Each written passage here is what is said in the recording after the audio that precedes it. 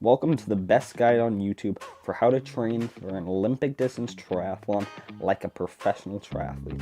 Preparing for an Olympic distance triathlon can take a lot of work, but these tips will help you maximize your performance on race day. Of course, if you're not a pro, you shouldn't train like a pro, but knowing how to will help you train at whatever level you are at and maximize your performance. Just a disclaimer, I am not a pro triathlete. This is the information I have gathered from doing extensive research on how athletes like Christian Blumenfeld, Lionel Sanders, and Flora Duffy train for an Olympic distance triathlon. To refresh your memory, an Olympic distance triathlon has a 1.5 kilometer swim or 0.3 miles, a 40 kilometer bike ride or 24.8 miles, and a 10 kilometer run or 6.2 miles. Now, an Olympic distance triathlon is not incredibly long. For the average person, this may seem like a lot, but for a triathlete, this shouldn't seem super long. So most of your training is going to focus on higher zones. When training for the swim section in an Olympic tri, you will want to have the best 100 to 200 times that you can possibly have. You're going to want those times to be in peak condition, so that way if you need to, you can get ahead of the pack or catch back up if necessary. Most of your intervals should be around 75 to 300 yards or meters done in a threshold zone with a high amount of intervals. You will also want to do longer intervals such as 500s to 1000s to build up your endurance. When doing these longer intervals, they should mostly be done around race pace. You need to also be careful of not falling into the trap of just continuous swimming with no intent. But once in a while, you will want to do some longer continuous swims to build up some greater endurance.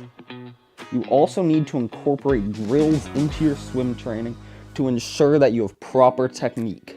I personally recommend adding the drills at the beginning of the workout before you're too tired to where you can't focus on your technique.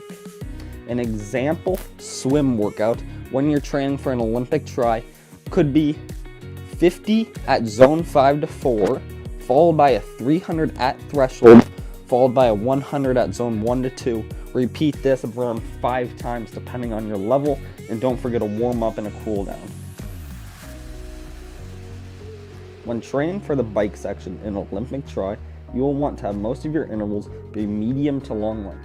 What I mean by this is about 3 to 20 minutes, with surges of power in the intervals. You will also want to do some, but not much is needed, top-end speed training with the intervals between lengths of 2 minutes and 5 seconds. You will want to be doing key intervals where you go into a lactate-producing system at least threshold, followed by recoveries to clear lactate while still in a high aerobic system around tempo.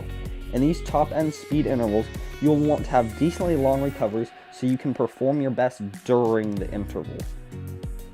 You will also want to have once per week a long zone 2 ride that can be anywhere between the time of 1.5 to 3 hours. You will sometimes want to add some zone 3 to 5 intervals throughout this ride, but not always.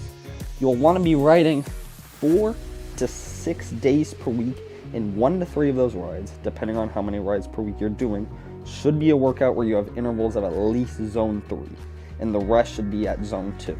An example of a key bike workout could be 10 minutes at race pace with zone 5 sprints at the 2, 5, and 8 minute mark of the 10 minutes with a 5-minute zone 2 rest recovery between, and then repeat this 3 to 4 times. Also, do not forget the warm-up and the cool-down. When training for the run section in an Olympic tri, you will want to have your typical intervals be about 400 meters to 1 mile.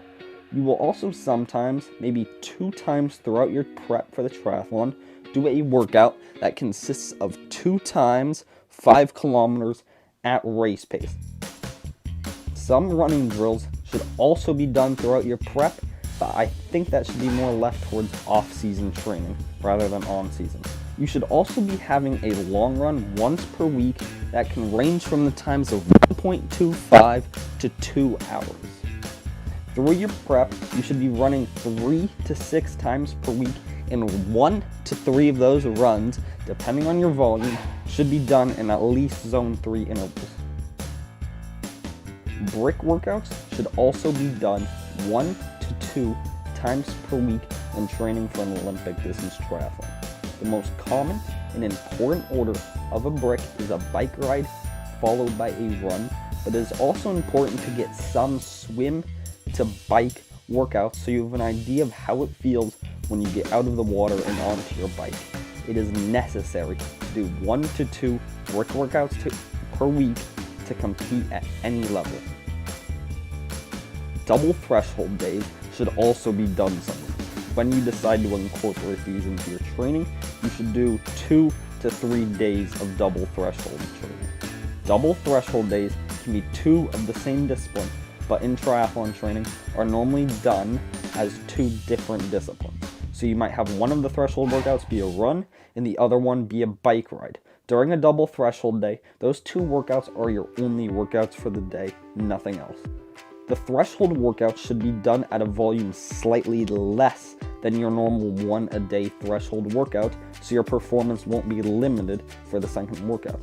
The idea of a double threshold day is to get more volume in total through the entire day at threshold than you normally would if you only did 1 threshold session, which in turn allows us to better adapt to threshold pace and race at that pace for longer and easier. Overall, you don't win one race off one great session. Having 20 or so good quality sessions in close proximity is what wins races. You want to have 2 to 3 blocks in your training. The first block, which is an optional one, should focus on mechanics and technique. This should make sure that your swim technique, pedal stroke, and run form are great. The next block should focus on speed. For example, ensure your 50s for swimming, your 60-second power for cycling, and your 400s for running are all in top condition. Then the third block and last block should focus on taking that speed and adding some endurance to it. If your performances are commonly getting worse during a training block, you are likely overtraining. There is not one perfect way to train, but everyone still needs to follow basic principles such as if you want to run fast, you need to run fast, referring to the necessity of quality sessions and max speed training. Volume needs to be added in a way that is safe and will not result in overtraining. When training to race at a high level for these distances, you should be doing workouts that push yourself to your extremes very commonly.